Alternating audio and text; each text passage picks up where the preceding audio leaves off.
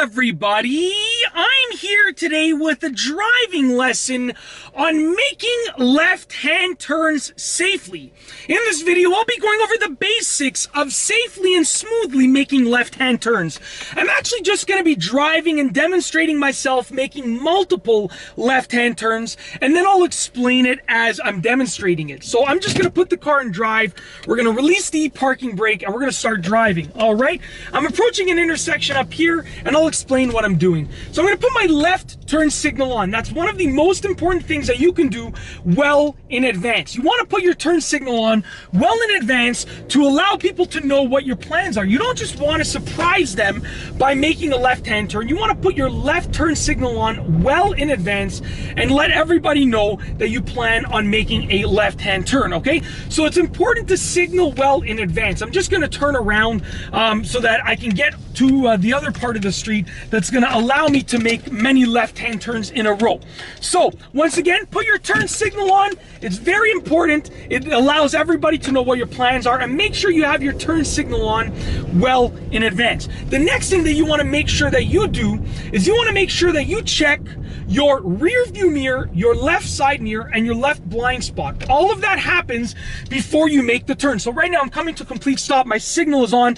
I'm checking my rear view mirror, my left side mirror, my left blind spot. Now that it's safe to proceed and I have the right of way, I am proceeding with caution, okay? So rear view mirror, left side mirror, left blind spot. Those are the three checks that you have to make all before you actually make that left-hand turn. And it's important to only proceed when you've checked those things and you know that it's safe to proceed. You want to be able to proceed with caution if you have the right of way. And if you don't have the right of way, then let the other driver that has the right of way proceed with caution. I'm just going to make a right-hand turn now to get myself on a route that will allow me to make many left-hand turns in a row. I'm basically just going to be going in a square, in a box, making many left-hand turns over and over again. So I've gone over the idea of signaling and the fact that you have to signal in order to make a left-hand turn smoothly and effectively. I've talked to you about checking your rear view mirror, your left side mirror, and your left blind spot. The next thing that I want to talk about is coming to a complete stop or not, depending on the situation, okay? Now, if there is a stop sign, you have to come to a complete stop. And you should know who has the right of way. And like I said, if you have the right of way, you proceed with caution. If someone else has the right of way, let them proceed. Hopefully they're proceeding with caution as well, okay? If there is not a stop sign, then you might have to stop or you might not have to stop. It all depends on the situation. It all depends on if you have the right of way or not. And like I said, if you, like I'm approaching a junction, an intersection up here that doesn't have a stop sign on my side. So what I'm going to do is I'm going to put my signal on in advance. I'm checking my rear view mirror, my left side mirror, my left blind spot. As I'm slowing down, I have the right of way. There's nobody, nothing that's here.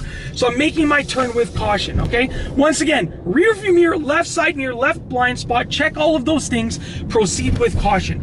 If there was someone or something there that would cause me to not have the right of way, then I would have to probably come to a complete stop or slow down significantly until the area was clear. Let's say there was a pedestrian there and I didn't have the right of way, which I wouldn't in this situation. I would have to come to a complete stop and wait until that intersection was clear in order to make that left-hand turn. So now that I've gone over all of the safety precautions and the safety aspects of making a left-hand turn, which just to recap is basically put your signal on, check your rear view mirror, your left side mirror, your left blind spot, proceed with caution, and come to a complete stop if you have to come to a complete stop, if there's a stop sign or if there isn't a stop sign but you can't proceed yet. Okay, so those are all of the safety precautions.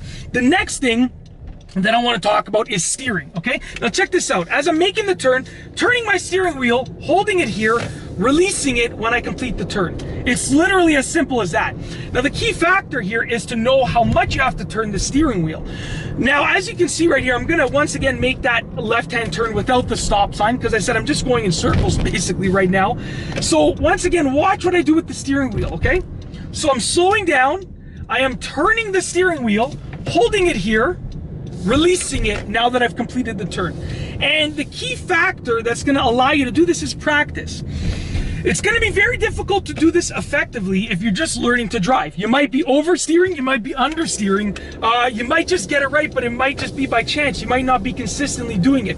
The key factor is that if you actually want to be able to make left-hand turns and steer with a great curvature effectively and consistently, then what you need to do is you need to practice. The more left-hand turns that you make, the better that you'll be at actually steering.